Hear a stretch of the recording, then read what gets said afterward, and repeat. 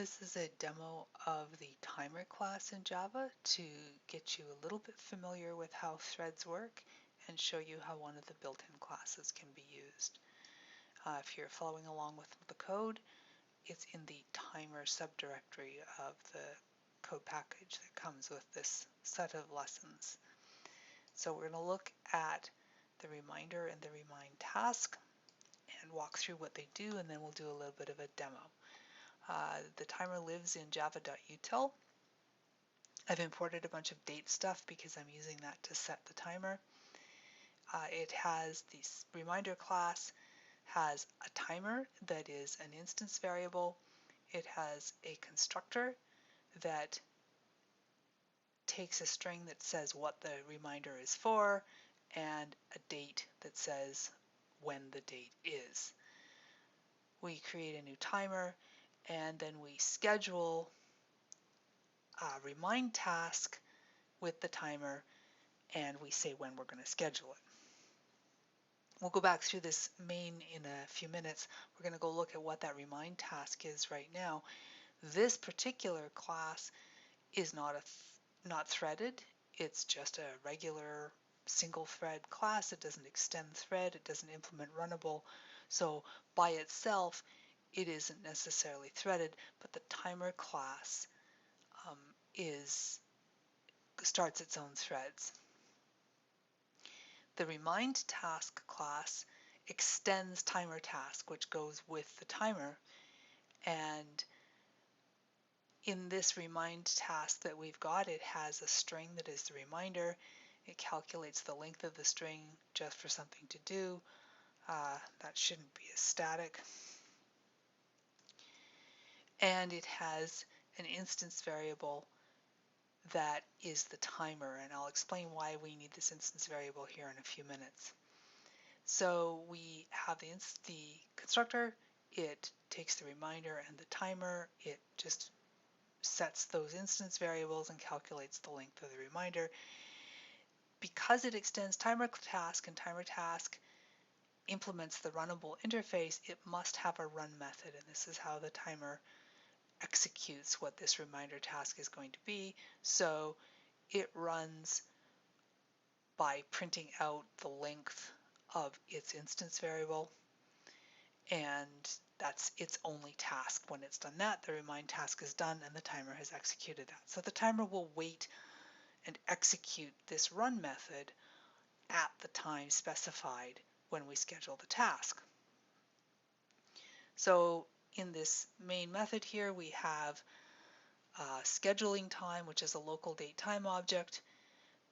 The first scheduling time is going to be the current time plus 2 seconds. And then we're making a new reminder. It's the first reminder we've made. And then I've got a bunch of magic incantation here that will take that local date time and turn it into a date.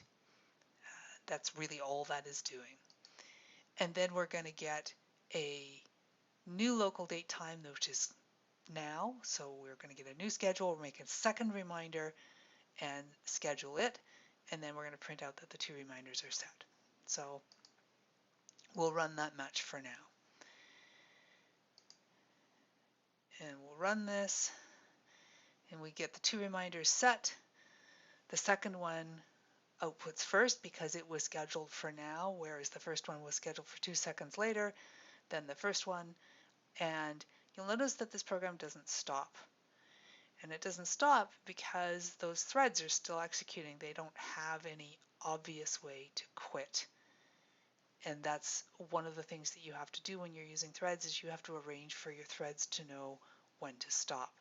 So with the timer, there's many ways you can make a timer quit. You can just make it quit here and say that we're going to quit the timer.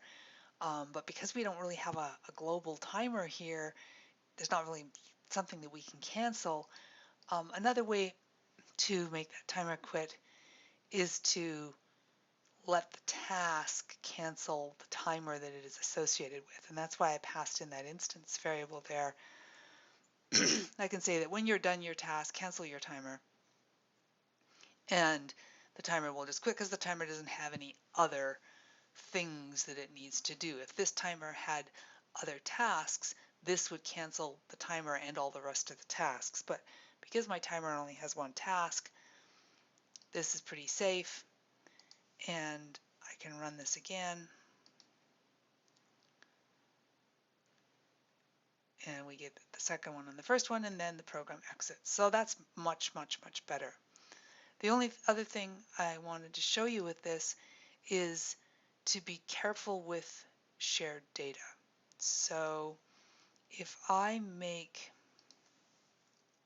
this length a static, there's no real reason for the length to be a static except for a demonstration purpose, but the static variable means that now this length variable is common to every instance of this class. So no matter how many remind tasks we make, there's going to be one length variable that all of them are using.